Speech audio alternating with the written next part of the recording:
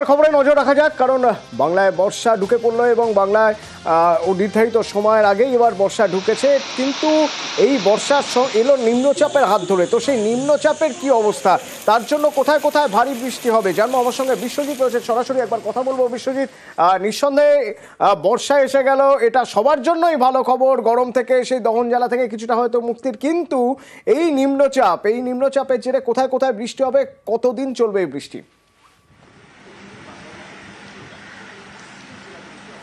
একদমই বর্ষা এসে গেছে উত্তরবঙ্গের ক্ষেত্রে, তবে দক্ষিণবঙ্গে এখনো বর্ষা আসতে কিছুটা দেরিও আছে। কিন্তু নিম্নচাপের হাত ধরে এই বর্ষা, সেই নিম্নচাপ গভীর নিম্নচাপ রূপে ইতিমধ্যেই স্থলভাগে ঢুকে গেছে।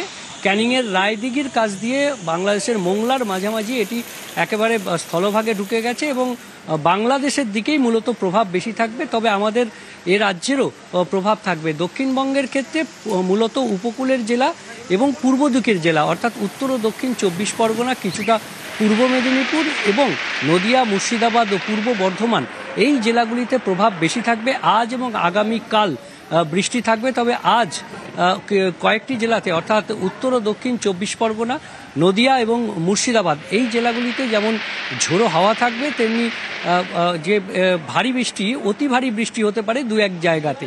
ভারী বৃষ্টি আগামীকালও থাকবে এই 4 জেলা ছাড়াও পূর্ব বর্ধমান এবং হুগলি, হাওড়াতেও কিঞ্চিৎ বৃষ্টির সম্ভাবনা থাকছে। তবে আগামীকালের পর খুব বেশি প্রভাব থাকবে না। এই যে নিম্নচাপ, সেটি গভীর নিম্নচাপ রূপে স্থলভাগে প্রবেশ করলেও আজ রাতের মধ্যে আবার এটি শক্তি ক্ষয় করে গভীর নিম্নচাপ অর্থাৎ অতি গভীর নিম্নচাপ থেকে গভীর নিম্নচাপ অর্থাৎ শক্তি হারাবে ক্রমশ। এবং উত্তরবঙ্গের ক্ষেত্রে ভারী বৃষ্টির সম্ভাবনা থাকছে, ভারী থেকে অতি ভারী বৃষ্টির সম্ভাবনা থাকছে।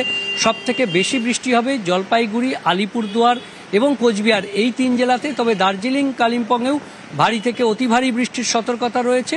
পাশাপাশি মালদা এবং দিনাজপুর, এই জেলাগুলিতেও ভারী বৃষ্টির সম্ভাবনা রয়েছে। অর্থাৎ উত্তরবঙ্গের ক্ষেত্রে কোচবিহার, জলপাইগুড়ি এবং আলিপুরদুয়ার, এই 3 জেলায় সম্ভাবনা বেশি, সব থেকে বেশি বৃষ্টিপাতের। এবং দক্ষিণবঙ্গের ক্ষেত্রে উত্তর ও দক্ষিণ 24 পরগনা এবং নদিয়া ও মুর্শিদাবাদ, এই 4 জেলায় বৃষ্টিপাতের সম্ভাবনা বেশি।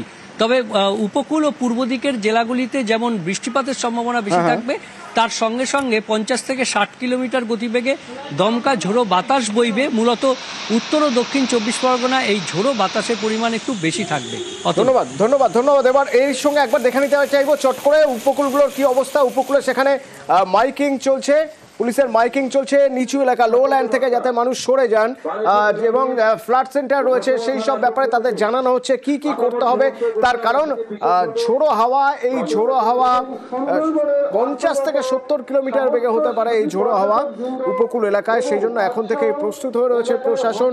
গঙ্গাসাগরের মহিষমারীতে একটা ভয় কাজ করছে, কারণ প্রবল জলোচ্ছ্বাসে নদী বাঁধে ফাটল দেখা গিয়েছে। নিম্নচাপ, ভরা কোটাল, জোড়া ফলা,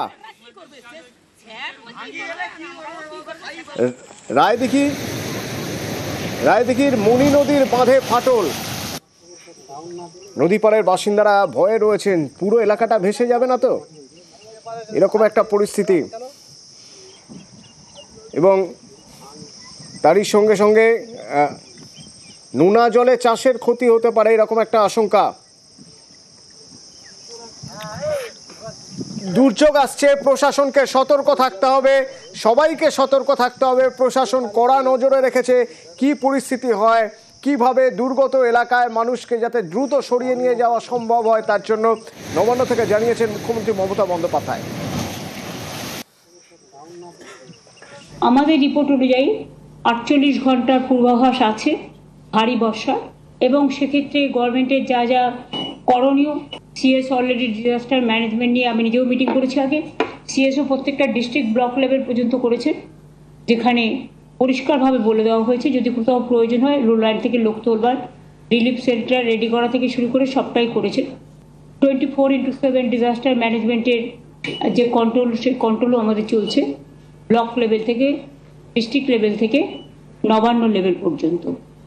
সুতরাং সমুদ্রে যাওয়া মৎস্যজীবীদের বারণ আছে, সতর্ক করা হয়েছে।